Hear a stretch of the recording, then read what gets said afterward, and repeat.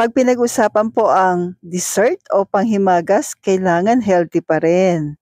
Siyempre po, dahil mahal po natin ang ating katawan or ating pamilya po. Kailangan pagdating pa rin sa dessert, healthy dessert pa rin po. Ito po yung aking no added sugar, diabetic friendly na ice cream sandwich. So gawa muna tayo ng biscuits, almond flour at psyllium husk.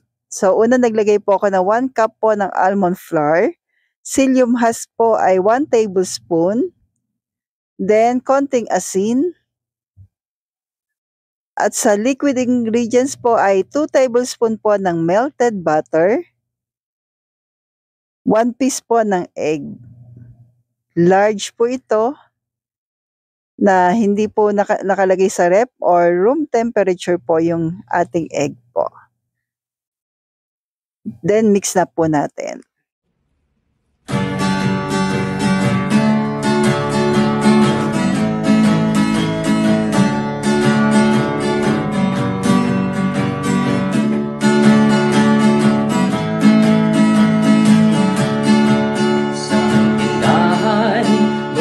Essentials ay kumpletong matatagpuan. Katulong mo sa pag-ayos ng iyong kalusugan. Marami kang pagpipilian sa Jetter's Tindahan. Baking essentials, condiments, nuts and seeds, healthy oils, coconut products, superfoods, herbs and spices, low-carb breads, kakanin, at may sugar-free ulam pa. Happy ang pamimili sa Jetter's Tindahan! After ma-bake, palamigin po natin. Then, ito na po. Yan. So, konti lang po yung nagawa ko po dito ka low carbs. Parang 4 to 5 na slice po. Then, gawin na po natin yung ating ice cream. 2 pieces po o 2 pack po ng 250 ml ng all-purpose cream na pinalamig na po natin sa ating fridge. Stevia erythritol po, yung ating gagamitin, 3 tablespoon po. Then, gamitan na po natin ng ating hand mixer po para ma-double po yung volume po nito. At kung umabot ka po sa part na ito po, okay lang po ba na pa-comment po? Kung tiga saan po tayo po para alam ko lang po kung saan naabot ang aking video. Thank you po and God bless. Then mix lang po natin maigi po at ito na po, assemble na po natin. Then yung ating biscuits, dahil nga konti lang po yung ating nagawa, yung kalahati po. Yun lamang po yung malalagyan po natin. Pero dahil marami po yan, so sa kabilang side po, nilagyan ko po ng cheese. Kasi wala na po tayong biscuits na magagamit po. Pero ice cream pa rin siya. So ito po yung half po ng aking tray. Pwede rin naman dark chocolate or chocolate po i-add po natin.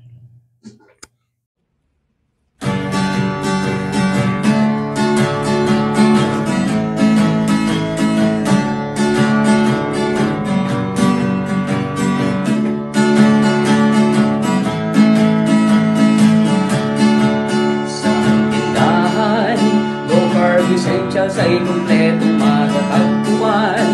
Then, pag na-plot na po natin, nagtira po ako ng 2 piraso po ng biscuits. Then, para po pag-angat natin mamaya po. Ilalagay na natin sa ating freezer po ng 4 hours po. Takpan lang natin. Nuts and seeds, healthy oils, coconut. After 4 hours, kailangan po natin ng chocolate baking cubes. Stevia po para po sa ating chocolate po for toppings natin. So, tutunawin po natin ito. Kung merong microwave, mas okay. Pero ako po kasi wala eh. Sabay ganun. Then, nag-add po tayo ng 2 tablespoon po ng unsweetened cocoa, 3 tablespoon po ng stevia erythritol, at coconut oil po, 4 tablespoon muna. Kasi mag-a-add pa rin po ako mamaya dito ng 4 tablespoon po. Then, nagpakulo po ako ng tubig dahil wala po tayong microwave. So, ibabaw lang natin para po matunaw po ito. Kasi hindi natin pwede i-direct sa kalan. Then, mix lang po natin. So, habang minimix po natin, yan, nagiging malapot na po. Kaya nag-add pa po ako dito ng 4 tablespoon po ng coconut oil.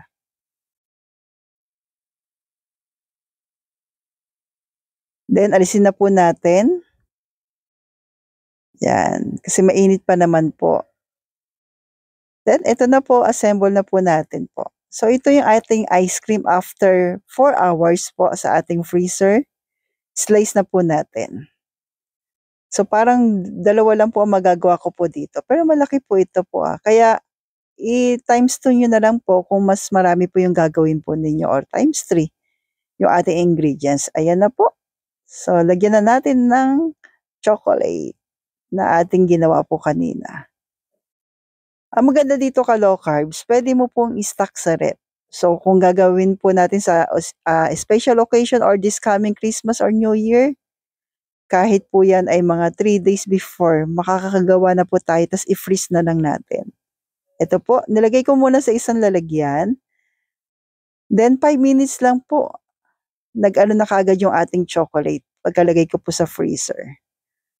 Then, ito po yung pangalawa. Ayan na po. Lagay natin sa freezer. Then, after 5 minutes, ito na po.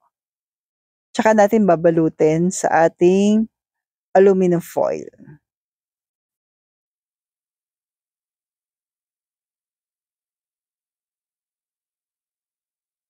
Yan, nilagyan ko lang po ng tape.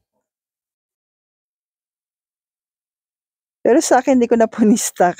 After ko po maipakita sa inyo, then buksan na po natin para po maipakita ko sa inyo yung kinalabasan.